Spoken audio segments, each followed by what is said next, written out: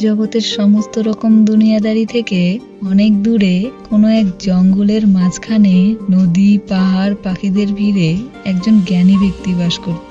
এই ব্যক্তিটি, যার নাম কেউই জানতো না, তিনি তার সমস্ত জীবন নীরবতায় এবং আধ্যাত্মিকতায় কাটিয়ে দিয়েছিল।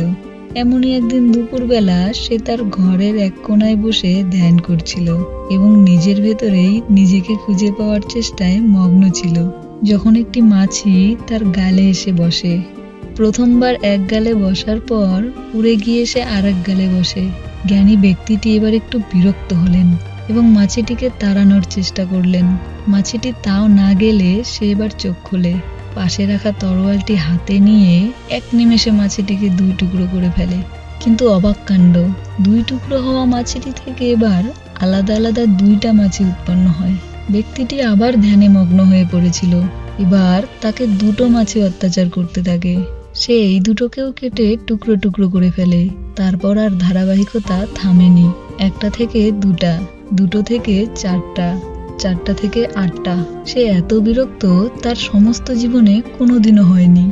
মাছিগুলো যেন যাচ্ছিলই না, সে যাই করুক না কেন। একটা সময় সে হেরে গিয়ে নিচে পড়ে যায়। মাছিগুলোর শব্দ যেন তার কান দুটোকে খেয়ে ফেলবে। এমন সময় তার চোখ যায় দেওয়ালের একটা পেন্টিং এর উপর। সে লক্ষ্য করে একটা মাছি সেই পেন্টিং এর উপর গিয়ে বসে এবং ফুলে পরিণত হয়ে যায়। তার আত্ম উপলব্ধি ঘটে।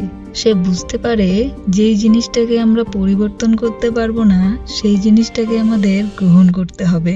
নিজের চিন্তাগুলোকে সবসময় নিয়ন্ত্রণে রাখা সম্ভব না। আমরা মানুষ, আমরা যতদিন বেঁচে আছি আমাদের ব্রেন ততদিন কাজ করবে, আমরাও ততদিনই চিন্তা করব। ধ্যান করে চিন্তাগুলোর আশা বন্ধ করে দেওয়ার চেষ্টা বৃথা। যত আমরা চিন্তাগুলোর আশা বন্ধ করতে যাব, তত তারা দ্বিগুণ গতিতে আমাদের মনে আসবে। ঠিক সেই মাছিগুলির মতো চিন্তাগুলোকে আসতে দিতে হবে, তাদের সাক্ষী হতে হবে এবং ধীরে ধীরে এক সময় চিন্তাগুলো স্থির হয়ে যাবে। এইবার সে ধ্যানে বসলো, মুখে একটা মৃদু হাসি নিয়ে।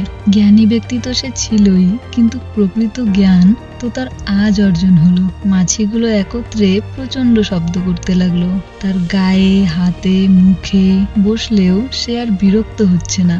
হতে হতে এক সময় মাছিগুলো একটি সুন্দর ফুলের পাপড়িতে পরিণত হলো। সে এক অন্য জগতে হারিয়ে গেলেন।